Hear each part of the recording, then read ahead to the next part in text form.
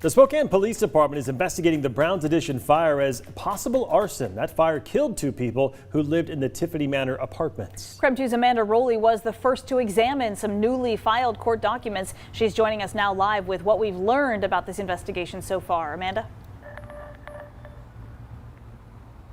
Mark and Whitney, Spokane Police are actively pursuing all leads in this case. Now, they are investigating this fire as a homicide after confirming 2 people died in this fire here. But we've now learned that detectives are also investigating this as arson due to an argument that a resident here may have been involved in before the fire started.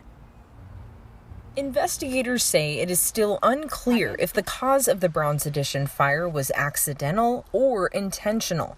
That's according to court documents filed today. Spokane police officers on scene spoke with a man who lived in the apartments. He claims he heard his neighbor, Sherry Vick, arguing with 3 people at the bottom of the complex stairs earlier that evening. Vick is one of the 2 people who died in the fire. The Spokane County medical examiner identified the second victim as Peggy Titus.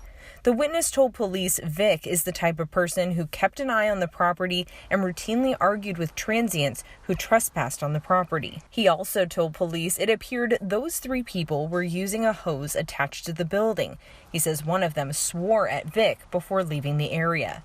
Now, Vick's older son, Ryan, heard a similar story of what happened that night from the building manager and a few neighbors. He told me about this over the phone on Tuesday. I heard there was an altercation between her and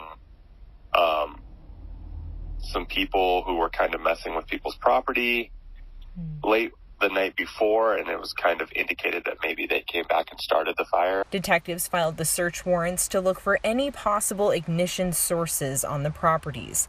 They say there could also be additional deceased victims in the buildings. SPD spokesperson Julie Humphrey explains that investigators are still making sure all people in the buildings are accounted for.